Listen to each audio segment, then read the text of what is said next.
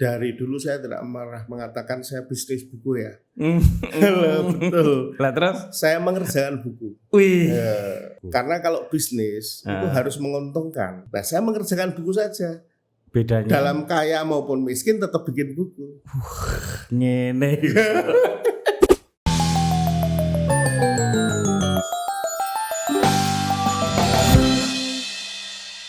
Ketemu lagi dengan saya Putut Ea, Kepala Suku Mojo. Tamu kita kali ini adalah salah satu dedengkot perbukuan Jogja, provokator, provokator literasi. Semua orang disuruh berbisnis buku, dan banyak yang meminta beliau untuk saya wawancara terkait dengan perbukuan di Indonesia dan di Jogja khususnya. Mas Buldanul Khoury. Oke. Asli Jogja Mas ya? Iya, Kota Gede. Ya. Kampung para pebisnis, para buruh, mosok ya, para buruh dan para juragan. Ya. Mas mulai bisnis buku itu tahun berapa? Dari dulu saya tidak pernah mengatakan saya bisnis buku ya. Betul. Lah terus? Saya mengerjakan buku. Wih. Mengerjakan buku. Karena kalau bisnis itu harus menguntungkan. Sementara sampean kalau tidak menguntungkan, maka harus tutup. Oke. Untuk apa dilanjutkan, ya kan? Nah, saya mengerjakan buku saja. Bedanya? Dalam kaya maupun miskin tetap bikin buku. Ngene. Dalam kaya dan miskin mengerjakan buku. Tahun berapa Mas? Tahun berapa? Mulai mengerjakan buku? Mulai Bentang ya. Sebelum Bentang? Wah, sebelum Bentang saya akhir 80 kelas 3 SMP sudah bikin buku. Tenang. Iya. Bikin buku apa? Antologi puisi. Antologi puisinya? Ya. Jadi di Kota Gede itu ada komunitas kecil yang namanya Sanggar Sastra Kota Gede. Oh. Nah, ini anak buahnya Darwis Sundori ini. Oh, halo Mas Darwis. Nah, terus kita bikin puisi masing-masing terus dikumpulkan dalam sebuah antologi. Judulnya Di Bawah Lampu Merkuri. Waduh. Kenapa Di Bawah Lampu Merkuri? Ada sebuah lampu merkuri pertama kali di Kota Gede di pojok pasar. Dan nampaknya itu menjadi penanda zaman yang berubah dari Kota Gede yang tradisional. Nah, terus ada teman yang menuliskan puisi itu dan dijadikan sebagai judul antologi. Itu tahun berapa Mas? 80. Pas tahun 80. 80. Oke, usia saya baru 3 tahun. Terus Mas Buldan mulai membuat Bentang ini, sebelum Bentang kemudian diakuisisi nanti oleh Mizan Group ya. Itu tahun berapa Mas? Saya mendirikan Bentang itu tahun 92. 92. Dengan 3 teman. Tidak perlu saya sebutkan namanya, tapi nampaknya mereka menganggap Bentang itu sebagai bisnis. Terus saya 2 tahun kemudian keluar membuat Bentang Budaya. Oh, Bentang Budaya. Ya, kalau dulu PT Bentang Intervisi Utama. Oke. 2 tahun kemudian tahun 94 saya mendirikan Yayasan Bentang Budaya. Kenapa yayasan? Yayasannya. Nah, kenapa yayasan? Ya itu tadi. Karena dalam kaya maupun miskin tetap bikin buku. Sampai sekarang Mas Buldan masih bikin buku terus. Mas, Bentang Budaya, buku pertama kali masih ingat nggak? Masih. Saksi Matanya Seno Gumiro Ajidarmo. Oh, itu buku pertama. Ya. Langsung laris manis. Laris ya? Ya, mungkin laris ya. Loh, kok mungkin? Ya gak ingat, sudah lama sekali tahun 94 ya. Itu kayaknya dulu rekomendasinya Rudi Gunawan mungkin. Jadi Rudi Gunawan di Jakarta apa ya? Ya, Jakarta. Di Jakarta memang sama Mas Seno Gumira. Ya. Waktu itu mungkin Mas Seno sudah ngirim naskah itu kemana-mana ke berbagai penerbit dan tidak ada yang penerbit yang mau karena isinya tentang Timur yang lagi sensitif. Ya. Mungkin Rudi terus kemudian mengusulkan ke saya karena bukunya Rudi pernah saya terbitkan. Yang apa ya? Filsafat Seks. Oh, skripsinya ya. filsafat seks. Ya dikasihkan ke saya, ya saya terbitkan gitu aja. Waktu menerbitkan saksi mata. Loh, sorry sebentar. Kalau saksi mata itu buku pertama Bentang Budaya. Rudi masih PT Bentang itu. Oke. Kalau yang Afrizal Marna arsitektur hujan sudah Yayasan Bentang. Waktu menerbitkan saksi mata ada ketakutan nggak Mas? Karena itu isunya sensitif. Enggak loh. Enggak. Lebih takut orang nagih utang ya. Mungkin lebih takut kalau saya nggak bisa bikin buku. Ciami. Dulu Mas, sebelum atau enggak, saya pengen tahu iklim penerbitan buku di Jogja saat membuat Bentang yang pertama itu seperti apa? Setahu saya, waktu itu di Jogja baru ada Canisius. Kemudian Tiara Wacana, dan 1-2 penerbit yang saya sudah nggak ingat, karena itu sudah hanya sebentar kemudian mati gitu. Pustaka Pelajar belum? Pustaka Pelajar bersamaan dengan Bentang Budaya. Masih kuliah Mas Buldan waktu bikin? Ya enggak. Udah enggak? Saya kuliah. Enggak yang pertama, yang Bentang yang pertama? Enggak juga. Saya umur 27 tahun, 2 tahun setelah kuliah. Dan setelah nikah. Padahal Mas Buldan ini kan pendidikannya fotografi ya Mas? Enggak, desain komunikasi visual. Oh sampean desain komunikasi? Ya. Mungkin karena itu suka bikin buku? Gini, kalau dunia buku kan sudah akrab sejak di rumah. Jadi sejak saya kecil, SD gitu, di rumah saya itu tidak banyak buku lah. Tapi ada beberapa buku dari kakak saya. Terus sering tergeletak gitu di meja buku antologi puisi dari para penyair Kota Gede. Tipis sekali stensilan dan saya baca. Itu nampaknya mempengaruhi saya untuk membuat buku ya. Terus kebetulan kakak-kakak saya itu juga banyak aktif di literasi. Punya percetakan ya? Punya percetakan juga. Nah itu saya kira membantu saya untuk mendorong itu ya. Dan saya suka baca. Tidak hanya sastra, sejak SMP ya. Di rumah saya itu kan dekat pasar Legi. Pasar Kota Gede. Nah tiap Legi itu ada penjual majalah-majalah dan buku loaan. Nah saya hobi ke situ. Itu saya kira juga menambah dukungan saya kepada saya untuk membuat buku. Dan komunitasnya Darwis tentu saja. Dan SMP saya menulis cerpen di masa kini. Oh, Mas Buldan nulis juga? Oh iya. Saya pernah menulis puisi, pernah menulis cerpen, pernah menulis esai. Oh, kalau saya pernah baca asanya Mas Buldan. Oh, cerpen pernah ya? Berapa cerpen Mas? Lupa saya. Enggak pernah dijadikan buku malah? Enggak, karena mungkin enggak bagus ya. Tapi masih ada enggak ini? Ya perlu dicari, saya sudah hilang semua itu. Waduh. Kelas 2 SMP saya gambar vignette. Oh. Saya kirimkan ke majalah Gatot-Kaca dan dimuat gitu. Itu pun juga sudah enggak ada dokumentasinya. Tapi memang waktu kuliah gitu ya, memang sudah punya angan-angan mau bikin penerbitan. Ketika mau lulus. Jadi SMA itu saya juga ngurus majalah sekolah, banyak membaca, hobinya ke perpustakaan. Tapi ketika ada jeda 1 tahun, disinilah pertemuan saya dengan si Ong. Ong Hari Wahyu. Ya. Nanti kapan-kapan kita datang. Jadi setelah lulus SMA, bapak saya bilang, kamu mau kerja atau mau meneruskan kuliah? Kalau mau kerja ya kerja, kalau meneruskan kuliah ya cari uang sendiri. Iya. Saya kemudian kerja di Salahuddin Press. Jadi Salahuddin Press. Terus sebelum itu di Gelanggang ya. Gelanggang. Saya masih Salahuddin Press kan di Gelanggang ya? Gelanggang dulu. Iya, Gelanggang. Setelah di Bredel. Oh, iya. Muncullah. Itu di Bredel ya? Menjelang di Bredel. Itu muncullah Salahuddin Press. Disitulah ketemu Pak Ong. Oh ya, teman-teman, Bentang Budaya ini termasuk salah satu milestone dari perbukuan di Jogja. Pertama karena lewat Bentang lah banyak sastrawan yang diterbitkan, bukan hanya dari Jogja tapi dari luar Jogja juga ya Mas, dari Jakarta banyak.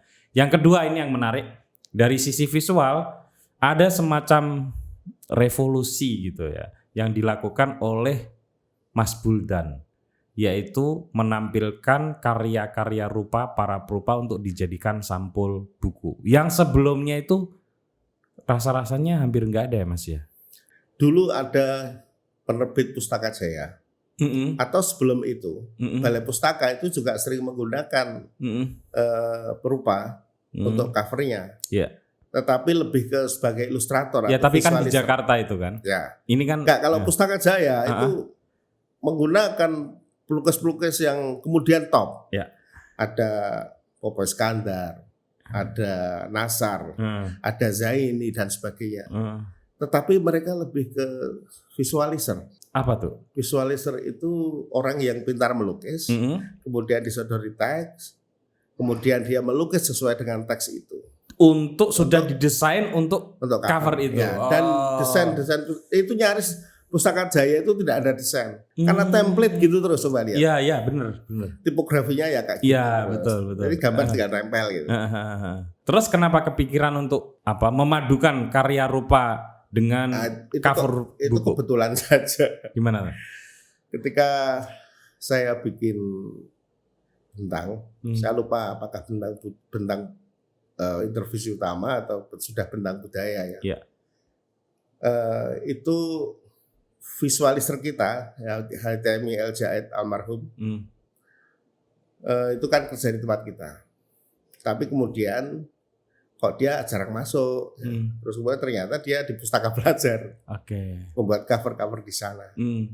Wah terus ini saya yang bikin desain cover siapa? Pada saat itu saya atau kantor Bentang Budaya itu sering didolani oleh para pelukis, Dadang Kristanto, Joko Peke dan lain-lain. Jadi saya akrab dengan para perupa itu. Dan saya kemudian mulai juga membaca buku-buku seni rupa, sering melihat pameran, sering runtang-runtung dengan para pelukis. Tapi beli karya rupa belum? Oh enggak, soal beli karya rupa, karya seni rupa itu tahun berapa saya lupa. Tapi juga enggak jauh-jauh dari tahun itu ya. Iya ketika udah kaya. Enggak. saya ketemu Edi Hara.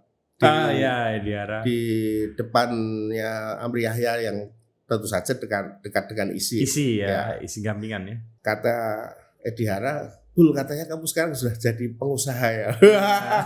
Terus? Kamu sudah saatnya untuk beli lukisan. Aduh, saya tuh gak punya duit. Loh, beli lukisan di tempat saya bisa dicicil. Ya mulailah, berapa harganya? 400.000 saya cicil 3 bulan. Setelah itu saya, kalau nggak salah juga beli lukisannya cukup pakai 2,5 juta, gede banget, satu pintu itu gedenya. Oh, zaman itu 2,5 juta. Iya. Oh, berarti sempat kaya itu. Kaya dari lukisan. Nah, itu saya beli 2,5 juta, nyicil 6 bulan. Kalau saya menyimpan lukisan itu bukan karena saya kolektor atau saya banyak uang, tetapi karena saya mencintai lukisan. Iya, tapi tapi kalau harga mahal masa nggak mahal waktu itu. Enggak, kan setelah itu Joko pakai mahal. Ya, tapi kan saya nggak menikmati. Lah yang lukisan saya sudah saya juali semua. Sebelum harganya mahal. Jadi gini, kalau kolektor atau kolekdol itu harus kaya. Kalau saya kalau nggak punya uang ya nyicil. Semampu saya. Kalau saya nggak punya uang lagi, saya jual sebisa saya. Ya, balik tadi waktu bikin cover. Ya. Terus gimana tuh memutuskan akhirnya? Ketika Hitami kemudian ke Pustaka Pelajar, saya mencoba untuk menggunakan, saya lupa perupa siapa yang pertama kali saya gunakan. Tetapi di Bentang Budaya, saya menggunakan Agung Lea untuk ilustrasi covernya. Kemudian bukunya Kunto Wijaya, Radikalisasi Petani, saya menggunakan Joko Peke. untuk ilustrasinya. Itu memakai lukisan yang sudah ada. Sudah ada. Terus kalau Agung Lia enggak. Biasanya Saudari teks kemudian dia menggambar. Kalau Edi Hara itu bukunya Linus Suryanti Agi. Kalau yang pas Alfi, yang pas Bentang sudah kayaknya ya. Pas kaya itu. Pas kaya. Susah nggak sih Mas waktu itu bikin penerbitan itu? Dalam arti untuk memutar menjadi sebuah entitas bisnis ya. Bisnis itu maksudnya gini, bisa untuk mencetak, bisa untuk menggaji karyawan, bisa untuk hidup. Bisa dibilang susah, bisa dibilang tidak. Tetapi ya itu tadi itu, susah maupun tidak susah, saya tetap bikin buku. Karena itu sebagai hobi, sebagai kesukaan. Nah, sebagai catatan, Bentang Budaya itu kan ketika kecil itu saya anggap sebagai macan kecil baru lahir yang digendong masih mengasihkan gitu. Tapi ketika macan ini besar, nah dia bisa mencakar tubuh kita. Kenapa? Iya, karena saya tidak bisa punya ilmu untuk menguasai macan yang besar ini. Apakah ilmu itu ilmu bisnis? Itu yang menyebabkan Bentang kemudian dijual ke Mizan. Nah, 2 tahun sebelum dijual ke Mizan, Mas Haidar Bakir sudah menghubungi saya, sudah mengajak rapat. Bagaimana kalau saya bergabung dengan Mizan? Waktu itu tahun 2002. Nah, saya sedang kaya-kayanya itu. Loh, ngapain saya punya duit kok gabung untuk apa gitu. Nah, ya Mas Haidar bilang, ya nanti kalau sudah perlu kontak saya ya. Wah, namanya dia punya ilmu itu. Ya, visioner Pak. Weruh sak durunge narah. Betul. 2004 saya harus telepon ke dia. Ya, itu silahkan untuk bergabung. Sebetulnya apa yang terjadi, Mas? Nah, Mas Haidar menurunkan akuntannya untuk mengaudit Bentang kekayaannya berapa, sehingga nanti kalau join ini bukan dibeli loh ya. Yang pertama itu? Pertama kali niatnya Mas Haidar itu mau joinan. Sehingga kita perlu diaudit kekayaan Bentang itu berapa. Tapi ketika akuntan datang, ternyata tidak bisa diaudit. Kenapa? Nggak ada keuangannya? Nggak ada catatan-catatannya itu tidak akuntabel gitu. Jadi tidak bisa ini diperhitungkan. Kekayaan Bentang tidak dalam angka-angka. Tapi ada pada modal sosial. Terus gini saja ya. Sekarang kita mendirikan bareng aja. Kamu modal berapa, saya modal berapa. Kalau kamu nggak punya duit, kamu bisa ngutang. Akhirnya saya punya 30%, Mizan punya 70%. Itu tahun 2004. Nah, tetapi 2 atau 3 tahun Bentang Pustaka berjalan. Sebelum Bentang Pustaka, ketika kita membentuk perusahaan bareng itu, logo Bentang ini yang dibeli dengan harga tertentu. Sehingga saya nggak boleh lagi memakai untuk kepentingan bisnis. Itu sudah milik Bentang Pustaka. Kita punya perusahaan baru namanya Bentang Pustaka. Dengan modal saya 30%. Tapi logonya mirip ya? Loh, memang dibeli loh. Cuman dibeli logonya sama, terus pas bikin lagi namanya dikasih. Nggak ada pustakanya, tetap Bentang. Gitu. Tapi di PT-nya Bentang Pustaka. Mas, siapa sih yang bikin logo Bentang? Kok kayaknya powerful gitu? Saya. Tenane. Saya kan orang desain. Ini ditonton orang banyak. Saya desain komunikasi visual. Memang Allah ya, cuma Zahid. Tapi buktinya yang paling mahal tuh kayaknya yang soal harganya masih rahasia. Terus akhirnya dijual semua ke Mizan Group. Nah, 2 atau 3 tahun saya lupa. Itu Bentang Pustaka itu nggak menguntungkan. Loh, saya kan, waduh ini masa depan saya. Kok nggak menguntungkan? Tidak ada titik-titik terang ke depan. Sebentar. Mas Bultan bikin Bentang Pustaka sama Mizan Group. Mas Bultan juga kerja di sana. Saya jadi direkturnya. Direkturnya. Tapi ada CEO juga. Iya. Artinya kerjanya tetap di Bentang Pustaka. Ya. Ternyata nggak menguntungkan. Nggak menguntungkan. Terus kemudian saya keluar. Karena tidak menguntungkan ya nggak ada yang dibagi tuh. Iya betul. Nah, gitulah. Sebentar kemudian ternyata Bentang Pustaka menerbitkan Laskar Pelangi. Dan meledak yang oplahnya jutaan. Iya. Nah, CEO ngeluntung langsung. CEO Bentang Pustaka kemudian datang ngasih amplopan saya. Loh ini uang apa? Ya pokoknya dibawa saja ya. Oke toh. Semacam uang kecewa. Saya sama sekali nggak kecewa. Saya masih iya paham. Saya masih ingat momentum itu karena CEO-nya waktu itu cerita ke saya, tapi konteksnya lain ya. Saya diminta untuk meresensi salah satu buku terbitan Bentang gitu ya. Terus kita lagi ngopi, terus dia cerita soal kenapa Laskar Pelangi bisa meledak ya, awalnya itu nggak diperkirakan, prosesnya gimana, termasuk cerita saya pikir dulu Mas Buldan masih punya. Enggak. Terus saya tanya itu. Tapi waktu saya di sana naskah itu sudah ada. Sudah ada ya? Sudah ada. Dan karena sampean yang sudah ada nggak Laskar Pelangi itu sukses kan kira-kira setahun setelah diterbitkan. Setelah Andra Hirata touring kemana-mana untuk melakukan diskusi buku yang dia karang itu. Ya saya lupa, tapi itu memang butuh waktu ya. Ada beberapa buku kan yang kayak gitu. Ya. Bukunya Raditya Dika salah satunya gitu. Itu memang butuh waktu dari mulai terbit sampai kemudian meledak. Ya. Setelah itu Mas Buldan tetap berurusan dengan buku? Ya masih. Bikin penerbitan lagi? Gini, tahun 2000 atau tahun 2002 itu saya kan punya 8 penerbitan. Waktu itu kenapa bisa 8 penerbitan? Karena untuk mengantisipasi Ford Foundation.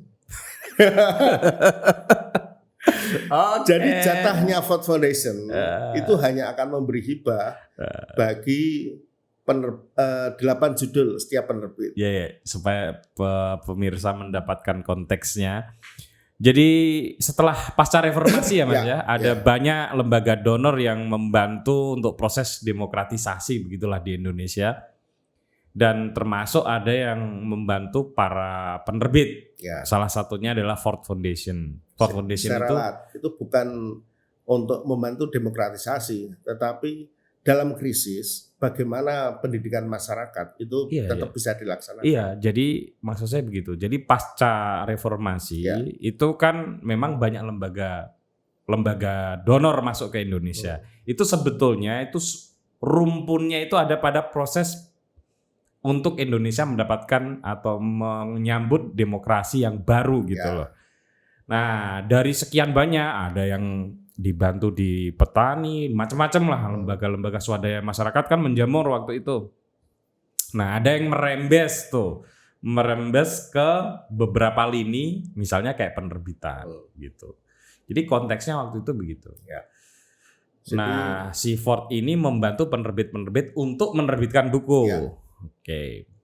Terus Mas Buldan bikin yang banyak penerbit. Loh, 8 buku dalam setahun tentang budaya sudah mencapai targetnya. Udah nggak boleh lagi menerima hibah ya itu. Padahal hibah, masih banyak naskah. Kok temanya tentang keindonesiaan dan kebangsaan. Bikinlah saya Mata Bangsa. Teplok. Bukan Mata Bangsa. Kirimkan 8 juga oke. Oke semua. Terus kemudian saya bikin Lazuardi. Buku keagamaan. Tapi nggak banyak ini. Tapi 95% disetujui oleh panitia. Oh, Teplok itu bukan? Teplok itu kan kerjaan Agus Lenon. Oh, bukan ya. Sama saya itu. Oh. Sama saya. Makanya nggak saya votekan itu. Oh. Temanya masa Che Guevara. Oh, itu ya. Terus selain Lazuardi dan apa tadi? Mata Bangsa? Tentang budaya, Mata Bangsa, Lazuardi, Lotus. Nah, kalau Teplok Press dimasukkan, Teplok Press. Karena yang bikin logo saya juga. Iya, bagus logonya. Terus kemudian buku-buku psikoanalisisnya Freud. Iya, diterbitkan. Pohon Sukma. Yang 2 lagi lupa saya. Oke. Nah, semua menghasilkan uang. Ya, alhamdulillah. Kaya banget dulu Mas Buldan. Sekarang juga. Nah, kenapa kok dulu saya dianggap kaya? Atau orang sekarang menganggap saya dulu kaya? Karena ketika saya sudah punya mobil 3, teman-teman masih naik sepeda motor. Ketika saya sudah punya rumah 3, teman-teman belum punya rumah karena belum saatnya. Nah, tetapi kekayaan mereka itu sekarang mungkin 1000 kali lipat dari kekayaan saya dulu. Karena mereka pinter bisnis. Terus akhirnya gimana tuh Mas? Oh sebentar, sebelum itu. Saya waktu memutuskan berhenti jadi aktivis awal tahun 2000 itu juga dikontak. Sebetulnya kontaknya Mas Buldan itu akhir 99 kontak saya untuk bikin penerbitan. Dan akhirnya kita kerjasama. Saya jadi karyawannya Mas Buldan. Jadi sebelum teman-teman seangkatan saya ini berbisnis buku, sebetulnya saya ini sudah dalam tanda kutip di kader Mas Buldan untuk bikin penerbitan. Gelombang pasang. Namanya Gelombang Pasang. Serem. Kalau itu saya ngasih nama. Kok bisa dulu ini Mas nawarin saya? Ya saya punya duit, saya punya pasar. Ya saya mencari orang-orang potensial untuk kenapa enggak? Ya berarti saya dianggap potensial. Oh, ya. Oke, tapi kemudian penerbitan itu tutup karena saya mesti konsentrasi menyelesaikan kuliah. Terus dikenal sebagai Bapak Ensiklopedia Indonesia. Enggak, yang mengenalkan di Jogja. Karena tukang bikin ensiklopedi. Ini ya. Gimana tuh? Kalau bikin buku kayak biasa itu ya sudah biasa lah. Oke. Nggak ada beban sama sekali. Meskipun menurut saya membuat buku itu sungguh sangat susah. Mungkin karena saya tangani sendiri ya. Jadi sejak tahun 2015 mungkin atau 2016 itu saya mulai membangkitkan mata bangsa. Karena saya masih punya beberapa naskah yang perlu diterbitkan. Dan itu saya edit sendiri, saya koreksi sendiri. Kadang-kadang ada bantuan korektor, tapi di akhir itu mesti saya koreksi sendiri. Wah itu menurut saya kok susah ya. Kenapa sih kok seribet itu? Kenapa nggak dipasrahin sama orang gitu? Saya sudah nggak mau punya karyawan. Karena keadaan. Karena keadaan berarti. Saya takut nggak bisa bayar karyawan. Karena kalau punya karyawan itu harus memikirkan gaji ke-13, harus memikirkan lembur dan sebagainya. Capek, akhirnya bikin ensiklopedi. Sebetulnya ensiklopedi itu sudah saya mulai sejak tahun 2009. Waktu itu memasuki tahun 2010 ketika Muhammadiyah menjelang muktamar. Oh iya, Muhammadiyah. Di rumah saya kok ada ensiklopedi Muhammadiyah terbitan Raja Wali. Sangat sederhana, tidak berwarna, memakai kertas HVS. Data-data yang ada di situ kok menurut saya ya biasa saja, maaf kepada Raja Wali ya. Ya mungkin situasinya saat itu. Ya. Terus dalam hati, kalau cuma bikin kayak gitu atau lebih bagus dari itu saya bisa. Apalagi saya ini lahir dari rahim Muhammadiyah ya. Betul. Orang tua saya, kampung halaman saya, aktivitas saya sejak muda. Kota Gede salah satu pusat Muhammadiyah. Ya. Saya sangat tahu Muhammadiyah daripada Raja Wali. Oke, terus. Nah, saya bikin ensiklopedi Muhammadiyah. Nah, ini kok pendananya kok agak seret. Jadi saya mengganti investor ya. Bukan Muhammadiyah yang ngasih dana ke saya loh. Iya. Saya dana cari sendiri. Kok agak seret. Nah, bikinlah saya ensiklopedia NU. Lebih seret mana? Muhammadiyah sampai. Kebetulan ada Anas yang bisa mencarikan sponsor. Oh, Anas Sahrul Alimi ya.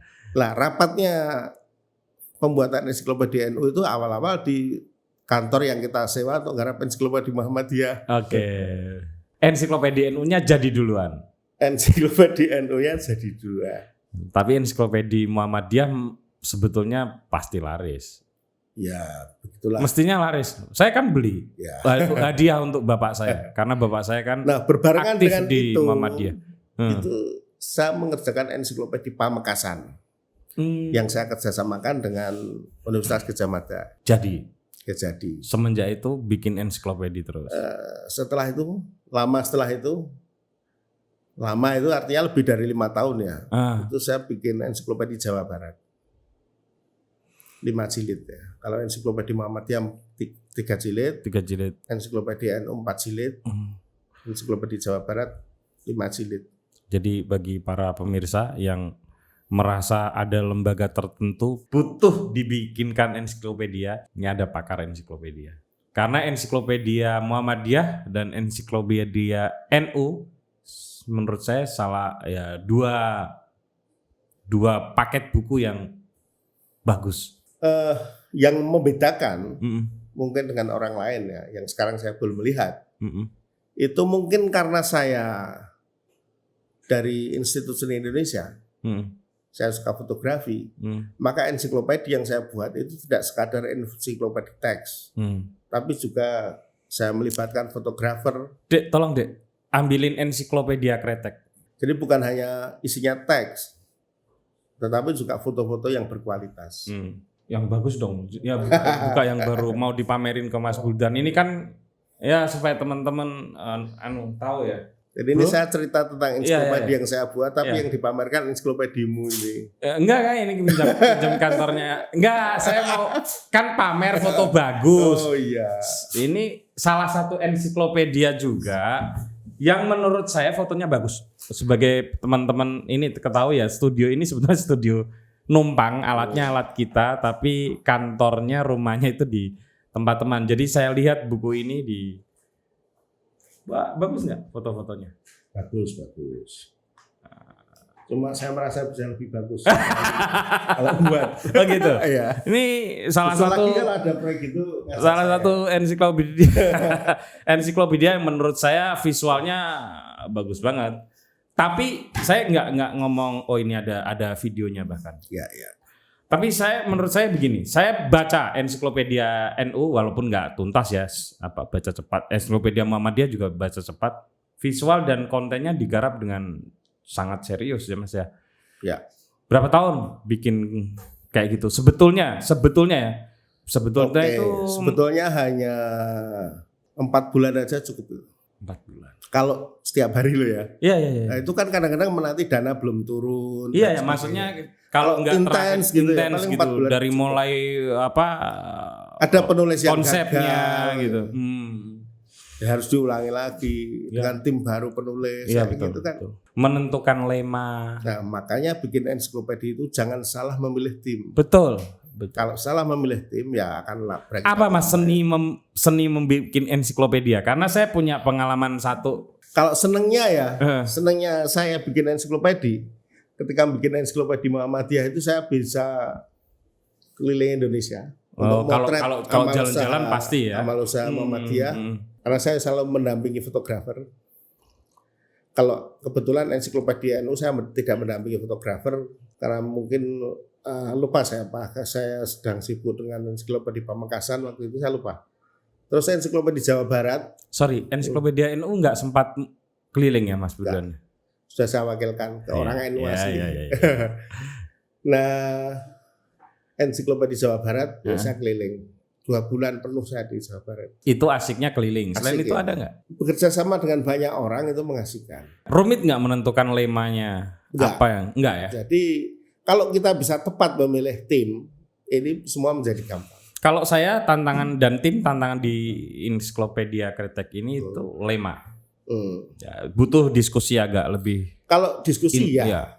Tapi kebetulan kan yang mengetuai teks, koordinator riset dan teks itu kan Heru Salim.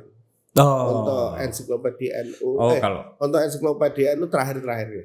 Terakhir beliau masuk ya. Untuk ensiklopedia Jawa Barat. Nah, itu cukup kita rapat di hotel 2 kali, mengumpulkan sekian periset dan peneliti yang memang sudah handal-handal di bidangnya, sehingga setiap orang bisa sharing.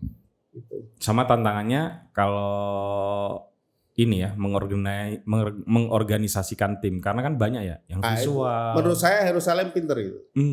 Dia konduktor teks yang bagus. Ini konduktor visualnya saya ya, sendiri. pasti ada sendiri kan. Ya. Jadi bikin ensiklopedia itu seperti komposer ya. Ini semua harus kompak. Betul. Karena mengorganisir tim yang agak banyak juga kan, harus ke lapangan, harus pustakanya kuat, macam-macam gitu. Agak rumit tapi menyenangkan. dibanding bikin buku biasa. Malah tidak rumit menurut saya. Oh gitu. Ya, rumitnya karena mengorganisir banyak orang. Enggak juga. Oh ya? Ya. Kenapa enggak, Mas? Ya, itu tadi kebetulan kita bisa memilih yang ensiklopedia Jawa Barat loh ya. Oh, okay. Kalau yang Muhammadiyah sama yang NU beda. Perlu saya ceritakan. Yang ensiklopedia Jawa Barat pengalaman mengerjakan ensiklopedia Pamekasan, pengalaman mengerjakan ensiklopedia NU dan Muhammadiyah. Ini jauh lebih mudah. Timnya berapa kalau di Jawa Barat? Ya, kalau semuanya sekitar 40-an orang. Iya. Ya kalau ini sih enggak. Mungkin idealnya ya bisa jalan tuh 20 sampai 40 orang anggapnya begitu. Itu kan berarti di luar kebiasaan menerbitkan buku sebagaimana biasa. Yang sebetulnya diurus 1 atau 2 orang bisa kan gitu. Kalau menerbitkan buku biasa. Oh iya. Iya kan? Masih Mas berbisnis ensiklopedia. Sekarang sedang dalam proses mengerjakan ensiklopedia Kulon Progo. Luar biasa. Ensiklopedia dunia literasi Jogja perlu nanti ya. Tugasnya Ade Ma'ruf itu. Oh iya. Yang lebih canggih. Mas, sampai sekarang kan masih bisnis buku. Ya. Bukan bisnis ya, mengerjakan. Oh iyalah, mengerjakan buku. Dari sisi bisnisnya sekarang, masih potensial nggak sih untuk dijadikan pegangan gitu, berbisnis? Bagi orang yang sudah punya anak 4 seperti saya, kalau menjadi penerbit indie, kayak saya sekarang, yang saya lakukan juga ke teman-teman yang lain, membuat buku semacam itu tidak terlalu banyak bisa menghidupi keluarga.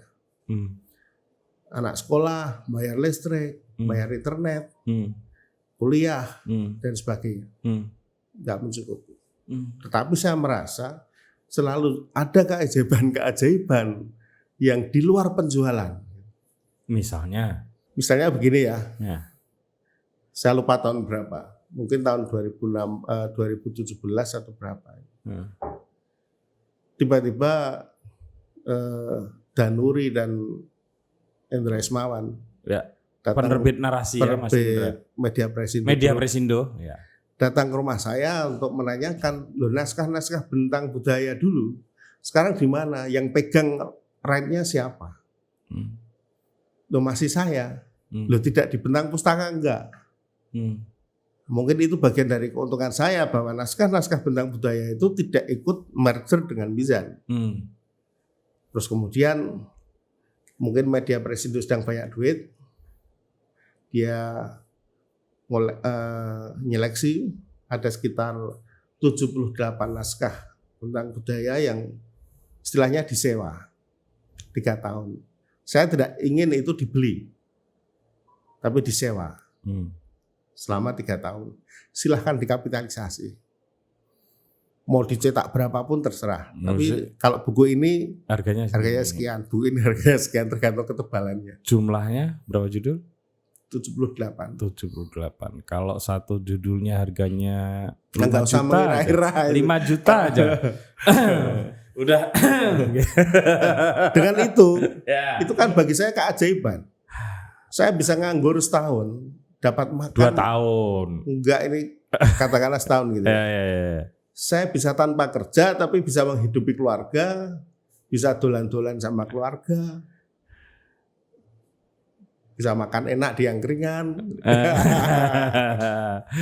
Dan itu berlanjut terus ya. Ya, terus kemudian diperpanjang. Dapat lagi mobil jazz. Kalau sekarang aktivitas sehari-hari menerbitkan buku kan, Mas? Tetap menerbitkan buku sambil ya itu melakukan proses ensiklopedia. Terbitan sebenarnya sejak dulu sih, tapi terbitannya Mas Buldan yang akhir-akhir ini kan agak mengejutkan banyak orang karena mereka berpikir itu buku-buku yang sulit untuk dikerjakan. Misalnya kayak Orang Aceh. Ya. Itu kan buku yang agak sulit ya dikerjakan. Dari sisi ketebalan, dari sisi perizinan mungkin, dari gimana sih Mas bisa menerbitkan buku yang masterpiece kayak gitu itu. Sebelumnya kan ada apa Mas sebelum itu yang orang Jawa sebelumnya apa Mas? Lupa saya. Tapi gini loh, Mataram. soal itu setelah orang Aceh. Setelah orang Aceh ya. Jadi gini, saya kan memang tukang ngoleksi buku ya. Nah di rak saya itu kan ada buku-bukunya Surogordonya, bukan hanya orang Aceh tapi juga yang lainnya. Kemudian di rumah saya juga ada buku serial Mataramnya yang pernah diterbitkan oleh Graffiti. Ya. Nah, saya pikir ini penting untuk diterbitkan sekarang. Yang mungkin anak-anak sekarang tidak mengetahuinya. Ya. Tapi saya juga curiga jangan-jangan generasi sekarang juga tidak membacanya karena yang beli orang-orang tua itu. Ya minimal beli, soal dibaca ya. Iya, soal membeli itu saya kira penting itu. Terus? Nah, saya berpikir gini loh, apakah penerbit generasi sekarang itu nggak bisa bikin buku-buku setebal itu? Kok yang dibikin novel, yang enteng-entengan. Bikin novel itu kan gampang sekali. Gak ada catatan kakinya. Nerbitinnya yang gampang. Yang penulis novelnya susah. Oh jelas itu. Jelas itu. Ya terus. Nah sesungguhnya saya menantang kepada generasi muda sekarang. Ya. Terbitkanlah buku-buku semacam itu. Lah main terbitke sampean terbitke kabeh. Oh pasti ribuan buku yang lain. Udah diterbitin Gramedia. Masih ribuan buku yang lain. Terbitin Mizan Group. Mizan kebetulan sekarang sedang tidak aktif ya. Tapi yang paling aktif sekarang itu mungkin KPG. Ya sedang mencari CEO Mizan. Oh ya. Ya ada di tweetnya Pak Haidar. Buku-buku KPG itu hanya sebagian kecil dari peluang judul-judul yang mestinya bisa dikerjakan. Tapi kenapa nggak berminat? Nah itu kenapa Mas? Mungkin tantangannya ada pada copyright, ada pada permodalan, kalau ada pada. Kalau copyright dijadikan sebagai tantangan ya nggak usah ngurus copyright. Kok sulit amat sih. Dulu saya nggak pernah ngurus copyright. Saya ngurus copyright itu ketika mau dikerjasamakan dengan Ford Foundation. Kenapa Mas kok nggak ngurus copyright? Ini banyak diprotes oleh aktivis buku loh. Kenapa nggak mengerjakan copyright? Lebih baik menerbitkan buku tanpa copyright daripada tidak menerbitkan buku. Terus kenapa sih nggak diurus Mas copyright? Ya karena saya yayasan ya. Ngurus copyright itu mahal loh Mas. Oh betul. Lah ya itu kalau dihitung-hitung itu nggak sumbut. Nggak sumbut tuh nggak ini ya, nggak impas. Iya. Apakah ketidakimpasan itu kemudian menghambat kita untuk tidak menerbitkan buku itu?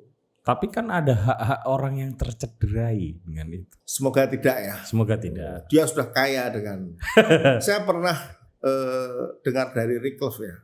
Buku-bukunya Rickloff ketika diterbitkan oleh Oxford itu juga oplahnya cuma 1.000-1.500 gitu. Tetapi mungkin dia bisa dapat jauh lebih besar dari dia menulis buku itu, bukan dari bukunya itu sendiri. Ya. Dulu waktu penerbit Jogja Jaya-Jayanya, sekarang ya masih banyak penerbit di Jogja yang Jaya. Itu banyak juga dikritik orang gara-gara itu. Mas Buldan tentu ingat tahun-tahun 2000 awal, 2002, 2003. Ya. Orang banyak protes. Terjemahan Jogja jelek. Oh, tidak sesuai standar, harus diturunkan dari rak buku. Ya kan? Enggak ngurus copyright. Gimana pendapat? Karena waktu itu dedengkotnya Anda salah satunya. Kalau saya menganggap diri saya waktu itu sebagai penerbit yang sedang belajar. Tentu harap dimaklumi kalau ngurus-ngurus copyright itu agak dikesampingkan. Yang penting bisa bikin buku. Oke. Bisa mencetak buku. Soal terjemahan tahun 2002 itu euforia penerbitan atau sebelumnya ya euforia penerbitan di Jogja. Ya wajar kalau terjemahannya banyak yang jelek. Karena mahasiswa dari sastra Inggris sebuah universitas tertentu sudah kita rekrut untuk menjadi penerjemah yang sebelumnya dia belum pernah melakukan hal itu. Tapi itu masih lebih bagus daripada tidak menerjemahkan.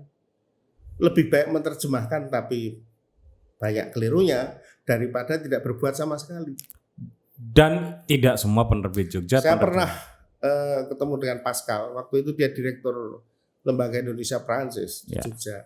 Ketika saya ngobrol soal terjemahan itu, dia mengatakan sebetulnya saat ini situasi di Jogja itu sama dengan 100 tahun yang lalu di Prancis. Terjemahnya juga banyak yang keliru ketika penerbit-penerbit Prancis itu menerjemahkan dari karya-karya Yunani. Tapi selalu kemudian diperbaiki. Ada niat untuk memperbaiki. Saya pikir waktu itu juga begitu. Salah nggak apa-apa. Salah itu wajar. Tapi harus ada niat untuk memperbaiki. Dan apakah generasi sekarang sudah memperbaiki itu menurut Mas Wildan?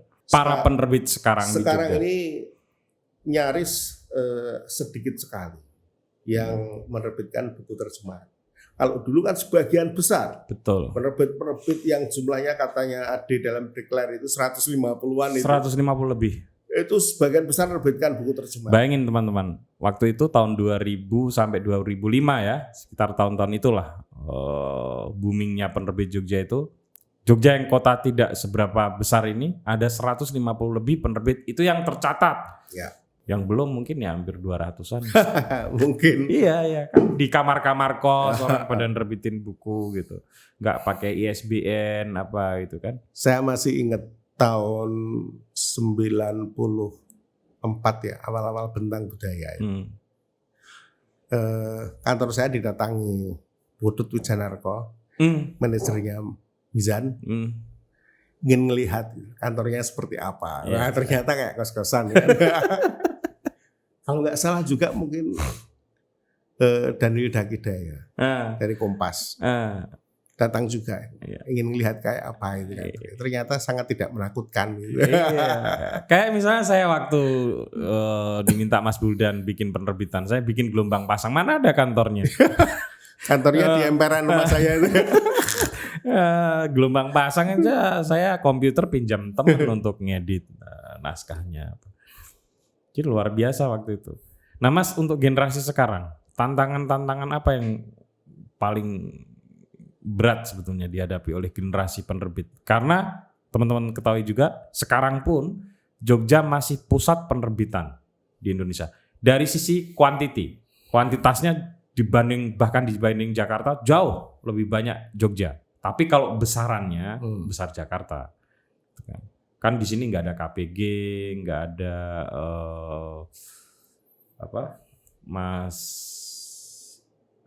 agro ya, nggak ada agro group gitu kan. Itu kan penerbit-penerbit besar gitu.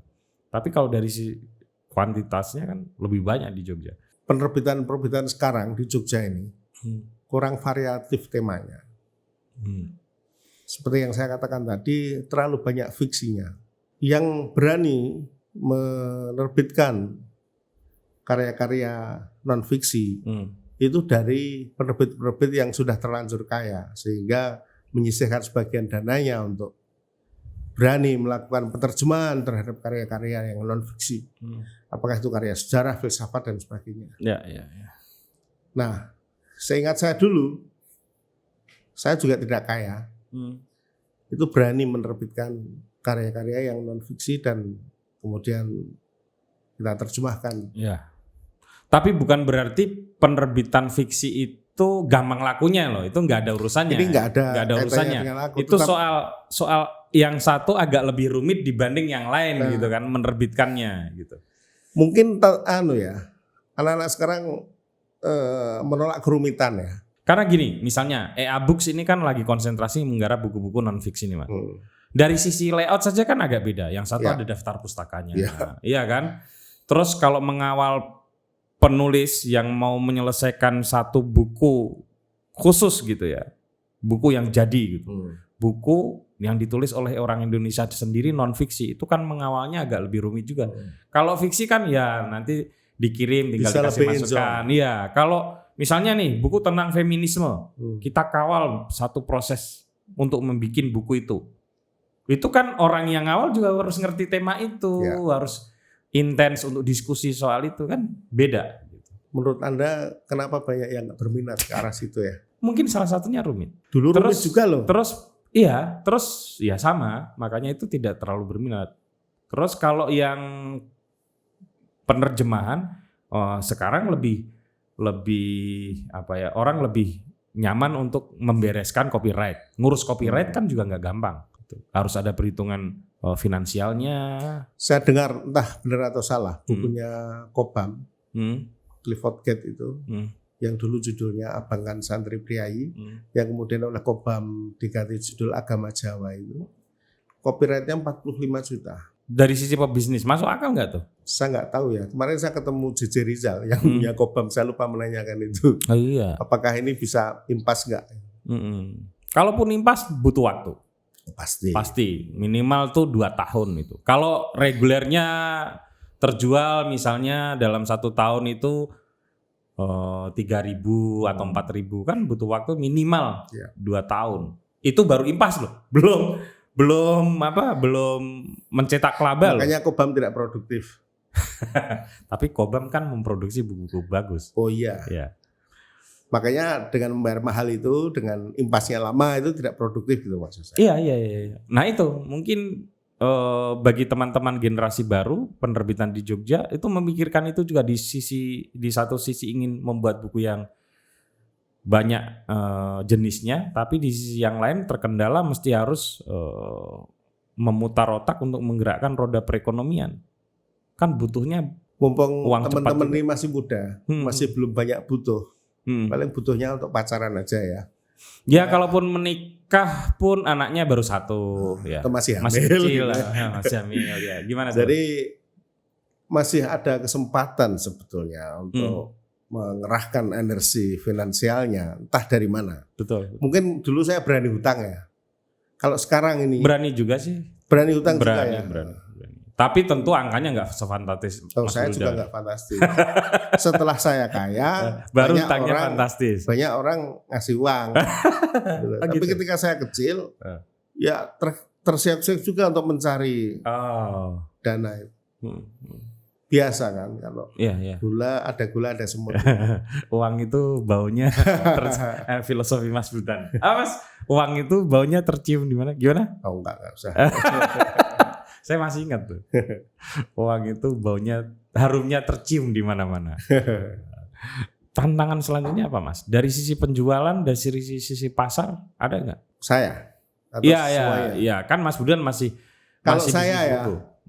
Menerbitkan buku reguler biasa itu ya untuk aja semacam olahraga. Jadi ya dan hobi yang harus dilakukan dan kebutuhan yang harus dilakukan. Tapi dari segi finansialnya seperti saya katakan tadi tidak terlalu menjanjikan untuk orang yang sudah punya anak 4 dengan kebutuhan yang lumayan banyak seperti saya. Mas, kalau ini sampean kan sudah makmur ya. Tapi kan misalnya makmur berkali-kali lipat apa masih bikin buku? Oh, tidak makmur aja bikin buku, kenapa tidak? Tidak makmur aja bikin buku kok. Cita-cita saya bisa saja makmur malah nggak bikin buku. Cita-cita saya kalau saya banyak uang makin gila bikin buku. Masa? Rugi nggak masalah. Ini syarat loh ini. Rugi nggak masalah. Saking cintanya buku. Malah ngurus copyright nanti ya, biar rugi. Awas kita nanti ngurus copyright. Oke Mas, kalau misalnya nih terakhir, kalau misalnya ada orang ngasih uang Mas Buldan 1 miliar, bikinkan saya 10, nggak usah banyak-banyak, 5 buku, berarti 1 buku 200 juta Mas. Apa yang mau dibikin Mas Buldan? Terserah Mas Buldan nih. Saya punya duit nih 1 miliar nih. Mas Buldan saya orang kaya. Saya mau dunia literasi di Indonesia ini ada warna yang lebih menarik. Saya hibahkan uang 1 miliar ini untuk Mas Buldan. Sret gitu. Tolong bikinkan saya 5 buku. 1 buku 200 juta. Apa jawaban saya? Apa? Akan saya tolak. Kenapa? Kenapa nggak disuruh ke saya saja? Akan saya tolak. Entah nanti dikasihkan kamu atau siapa gitu ya. Karena saya merasa bisa punya uang 1 miliar suatu saat kelak. Entah dari mana uangnya. Yang bisa saya gunakan untuk membuat buku semau saya sendiri. Lah ini kan semau Mas Buldan. Ya tapi nggak usah pakai duitnya orang lain. Lebih heroik kan duitnya sendiri. Bener nih. Ya bener. Loh ini nanti ada pemirsa. Saksikan aja kalau nanti saya punya banyak. Oke, pemirsa yang punya uang cukup banyak ya, yang pengen membuat dunia perbukuan itu lebih berwarna. Mas Buldan udah nggak mau menerima hibah, jadi dihibahkan saja. Kalau sekarang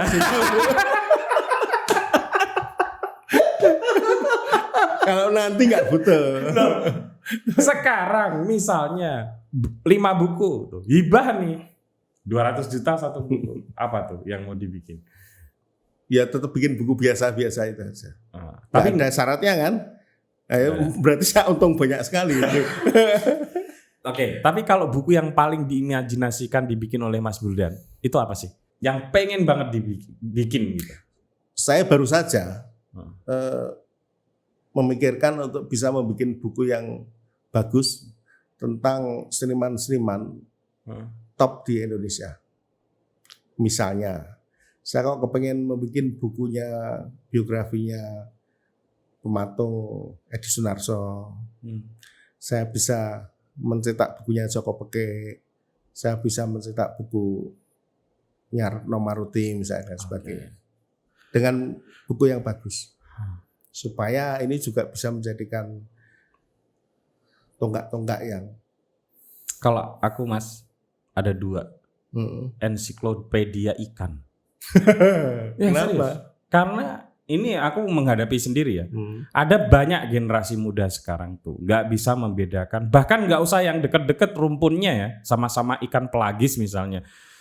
Tongkol, cakalang, tuna itu kan hampir mirip tuh. Itu banyak yang nggak bisa bedain itu. Saya masih agak mengerti lah. Tapi kalau misalnya tongkol dengan hiu itu kan jelas-jelas 2 ikan yang berbeda. Banyak yang nggak tahu. Anda mengingatkan saya, sekian tahun yang lalu saya pernah bikin proposal ensiklopedia, judulnya Ensiklopedia Kelautan Indonesia. Wah, itu penting sekali. Kalau misalnya ada orang yang ngasih saya uang 1 miliar akan saya kerjakan itu. Wah, itu pasti berguna. Karena gini ya, di kampung saya di Rembang itu ada namanya latoh. Latoh itu jenis rumput laut. Yang bisa dimakan, bergizi dan luar biasa. Itu enggak pakai ini Mas. Enggak pakai diolah yang aneh-aneh. Cukup latoh itu dikasih air hangat untuk dibersihkan, terus kemudian dikasih sambal kelapa, udah jadi kayak terancam gitu. Nah, dimakan enak banget. Nah, itu banyak orang yang nggak tahu karena dipikirnya rumput laut itu hanya 1 jenis. Dan rumput laut jenis itu tuh nggak bisa dimakan. Wah, itu kan itu ada banyak hal ya yang bisa yang perlulah dibagikan sebagai pengetahuan dasar. Kita konon katanya negara maritim, negara bahari. Tapi pengetahuan dasar tentang kemaritiman itu banyak orang nggak tahu. Ya. Cara bikin garam banyak orang nggak tahu. Orang melihat secara kasat mata garam ada di meja makan kita, tapi orang nggak ngerti cara bikin garam. Maksudnya pengetahuan sederhana bikinnya ya, bukan soal teknisnya tentu saja. Kalau teknis kan tentu agak lebih rumit. Kayak gitu. Untuk yang Ensiklopedia Kelautan Indonesia itu dulu rapatnya itu di UGM. Pemretnya waktu itu rencananya Pak Pujo. Oh, Pujo Smedi. Ya. Terus Pak Pujo mendatangkan pakar-pakar kelautan dari seluruh Indonesia, dosen-dosen dari IPB dan sebagainya, sudah membuat semacam lema-lemanya, gitu. Tapi saya gagal mencari uang sampai sekarang. Jadi saya teringat lagi kalau misalnya ada uang. Itu sampai kapalnya nggak? Iya. Wih, itu kalau teknologi kapalnya dibikin 1 buku sendiri aja udah luar biasa. Waktu itu rencananya 5 jilid. 5 jilid. Kita belum ngerti 1 jilid itu berapa halaman. Tapi setiap jilid itu mengandung tema-tema tertentu gitu ya.